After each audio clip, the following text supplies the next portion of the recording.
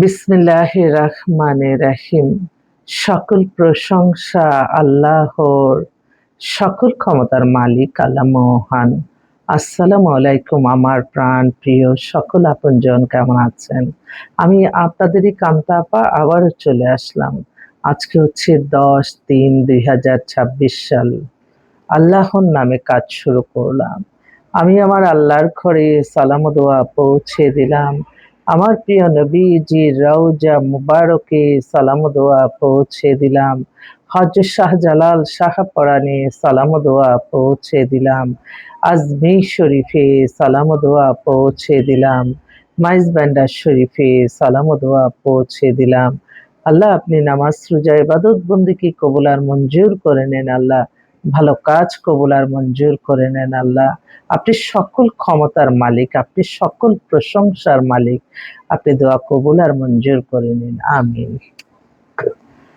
আমি হচ্ছে আপনাদেরই কান্তা আপা। এটাই আমার একটা ফেসবুক আইডি। আর সামাজিক যেহেতু কর্মকাণ্ড করি, সেটা হচ্ছে আমার প্রফেশনটা সম্পর্কে আমি আপনাদেরকে একটু তথ্য দিচ্ছি।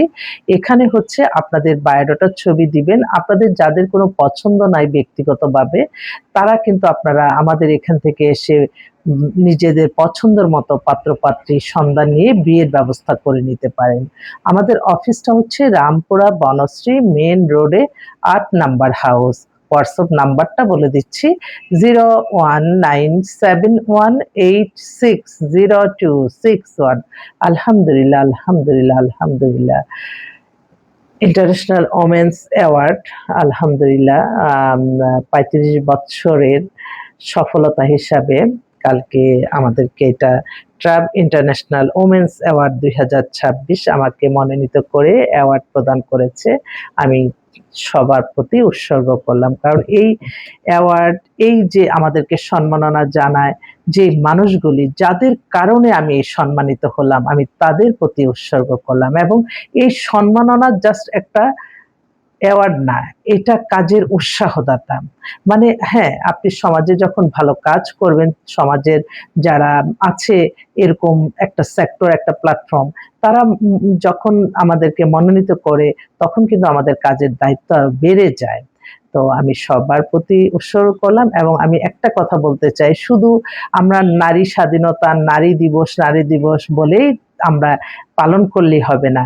একটা নারী আরেকটা নারী দ্বারা কতটুকু উপকৃত হচ্ছে, সেটাও কিন্তু চিন্তার বিষয়।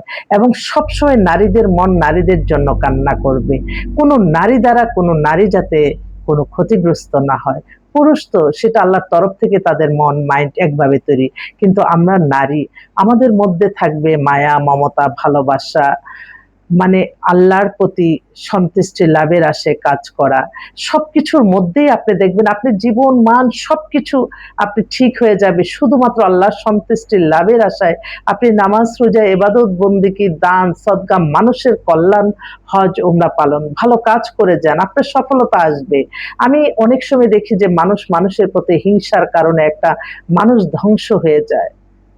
আর আমাদের দেখা যায় যে আমরা মৃত মানুষের বেশি সম্মান করি, জীবিত মানুষ খুব কষ্ট করে। অথচ সেই মৃত মানুষটা কিন্তু আর পৃথিবীতে ফিরে আসবে না। আমাদের উচিত যারা জীবিত আছে, কষ্টে আছে, গরিব, অসহায়, যারা কিনা, আমি তো যেহেতু আমি সামাজিক কর্মকাণ্ড করি, সকাল থেকে রাত পর্যন্ত আমার রাস্তায় রাস্তায় থাকতে হয়। যখন অসহায় মানুষগুলির দেখি, তখন নিজেরই মনে প্রশ্ন জাগে, আল্লাহ আলহামদুলিল্লাহ, আল্লাহ তো ভালো রাখছে। নাইবা হলো নিজের এত গর্জিয়াস লাইফ, কিন্তু আমার দ্বারা তো লক্ষ মানুষের উপকার হতে পারে। এবং আল্লাহ পছন্দ করে, যাকে আল্লাহ ক্ষমতা দান করেছেন, অর্থ বিত্তর মালিক হয়েছেন, তাকে আল্লাহ পরীক্ষা করে যে তুমি মানুষের জন্য কি করো। শুধু অর্থ সম্পদ আপনি দেখবেন নিজে কিন্তু ভোগ করে যেতে পারে না। যারা অবৈধভাবে উপার্জন করে, তারা কিন্তু নিজের জন্য ভোগ করে যেতে পারে না। তারা এগুলি ব্যাংক ব্যালেন্স করে, তারা বিদেশে বাড়ি করে, এই যে এখন যুদ্ধ লেগে গেছে, কত দুবাইয়ে, কত কোন জায়গায়, এগুলি তো আর ফিরে পাবে না। অথচ তার দেশের মানুষের রিজিক নষ্ট করে ফেলছে। তার দেশের অর্থ সে বিদেশে পাচার করে, সেই অর্থ কিন্তু চেয়েও খেতে পারে না। আর তার দেশের মানুষ হয়তো না খেয়েও থাকে। সেই অর্থ বিত্তর কোনো মূল্য নাই। আগে নিজের দেশকে ভালোবাসতে হবে, দেশের মানুষকে ভালোবাসতে হবে। দেশের সবচেয়ে বড় কথা হচ্ছে আলেম ওলামা, মসজিদ, মাদ্রাসা, এতিমখানা, এই সেক্টরগুলিতে যারা বিত্তশালী আছে তারা যদি সঠিকভাবে জাকাত প্রদান করে, তাহলে আর আমরা যখন বের হই এত মানুষ, গরিব মিসকিন যারা আছে তাদেরকে একজনকে যে একজনকে না একজনকে উদ্যোগ নিতে হবে। হ্যাঁ, আপনার অর্থ বিত্তর কোনো কিছু অভাব নাই, আপনি দেন না তাকে একটা কর্মসংস্থানের ব্যবস্থা করে, তাকে দেন না একটা কোনো সাহায্য সহযোগিতা করে। তাদের কেন এই যেখান থেকে দিনের দাওয়াত দেওয়া হবে, ভালো কাজ করা হবে, তাদের কেন মানুষকে চাইতে হবে? আপনার না হোক আত্মীয়স্বজন, না হোক আপনার ভোটার, না হোক, কিন্তু সে তো মানুষ, আল্লাহর সৃষ্টি। সবসময় মাইন্ডে রাখতে হবে ইসলাম পৃথিবীর শ্রেষ্ঠতম ধর্ম, আমরা ইসলামকে অনুসরণ করে চলব। তো আমি এই অ্যাওয়ার্ডটা পেয়েছি, তো অ্যাওয়ার্ডটা প্রত্যেক বছরই আমার এখন অফিস বাসা সব মানে অ্যাওয়ার্ডে। তো অনেকে বলে যে এত অ্যাওয়ার্ড পাচ্ছেন, তো আমি অবাক হয়ে যাই, আমি বলি যে আসলে আমি নিজেও জানি না, হঠাৎ করে ফোন করে কখনো যাই আবার কখনো যাই না। তো এই যে এটা একটা শুধু একটা স্বীকৃতি, এই স্বীকৃতির কারণে কিন্তু আমরা কিন্তু খুব উৎফুল্ল হয়ে মানুষের কল্যাণে কাজ করি। তাই আপনি যত বিত্তবান হবেন, যত ক্ষমতাবান হবেন, যত অর্থবিত্তর মালিক হবেন, আপনি তত মায়াশীল, দয়াশীল, দানশীল হবেন। নিজের পরিবার, নিজে ভোগ বিলাসিতা, এগুলির চেয়ে আপনার দ্বারা কয়টা মানুষের কল্যাণ হলো, সেটাই হচ্ছে সকল সুখ। এবং আল্লাহ এটাই পছন্দ করে। যার দ্বারা মানবতার কল্যাণ হবে আল্লাহ তাকেই পছন্দ করে। এটা সবসময় মনে রাখতে হবে। আমার ছোট্ট প্রফেশন, আমি আমার সততা, মেধা, পরিশ্রম করে এগিয়ে যাচ্ছি। ইনশাআল্লাহ আপনাদের দোয়া, ভালোবাসা, সাহায্য, সহযোগিতা পেলে হয়তো এই প্রফেশনের মাধ্যমে অনেক মানুষের কল্যাণ হবে। আমি তো সবসময় একজন নারী হয়ে এত চ্যালেঞ্জিং পেশা, এই পেশাতে যে আছি কত রকমের কত রটনা, একজন নারী হলে যা হয়, কিন্তু আমি তো আমার আল্লাহর উপরে সমস্ত বিশ্বাস, আস্থা।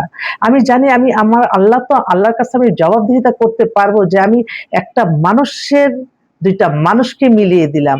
অনেকেই বলে আপা এই ৩৫ বছরে আপনার কয়টা বিয়ে হইছে? আসলে সত্যি কথা যেটা, আমি ১,০০০ বিবাহ সম্পন্ন হওয়ার পরে আমি মানে আমার ডায়েরি ক্লোজ করে ফেলছি যে আর তো মনে রাখা যায় না।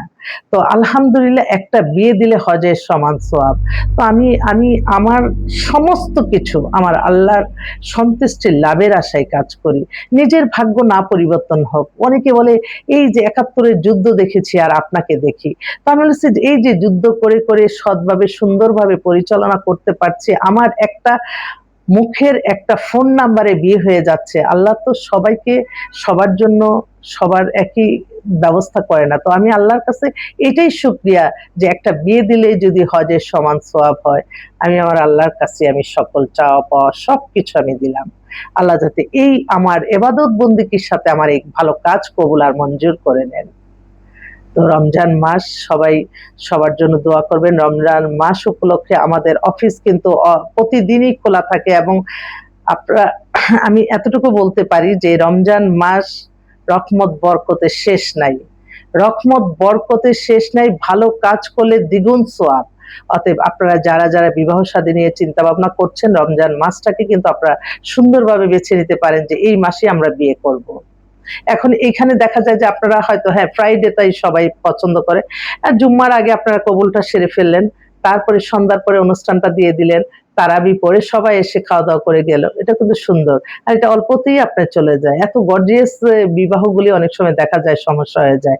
আগে এত গর্জিয়াস করবেন না। বিবাহ শাদী ঠিক আছে, কাবিনটা সেরে নিবেন, ইসলামের অনুসারী আপনারা চলবেন। এবং অনেক সময় দেখা যায় কাবিন নিয়ে অনেক কথা হয়, বেশিরভাগই ছেলেরাই বেশি চায়, আর না ছেলেরা কম চায়, মেয়েরা বেশি চায়। এইটার মধ্যে সামঞ্জস্যটা চলে আসবেন।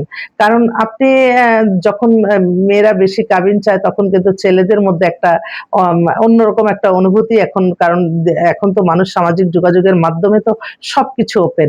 অতএব সবাই কিন্তু বুঝে কোনটা সত্য, কোনটা মিথ্যা, কোনটা ভালো, কোনটা খারাপ। অতএব ২ জনে মিলে ডিসিশন নিবেন, ২ জনের সুবিধা মতোই কাবিনটা করে নিবেন, কাবিনের অঙ্কটা। তো সবাই ভালো থাকবেন, দোয়া করবেন। আল্লাহ নামে কাজ শুরু করলাম। আল্লাহ যাতে সকলেরই মনের আশা আল্লাহ পূরণ করে দেয়, এবং কখনো মানুষকে ক্ষতি করে না। মিথ্যা কাল্পনিক গল্প বানিয়ে আমরা সামাজিক যোগাযোগের মাধ্যমে যাতে মানুষের মধ্যে খারাপ কোনো কিছু প্রচার না করি। আর সবসময় মনে রাখতে হবে টিভি চ্যানেলের নিচে যে নিউজটা যাবে সেটাই সত্য। তো আমরা সবাই মিলেই ভালো থাকি। আল্লাহ সবাইকে ভালো করুক। আসসালামু আলাইকুম।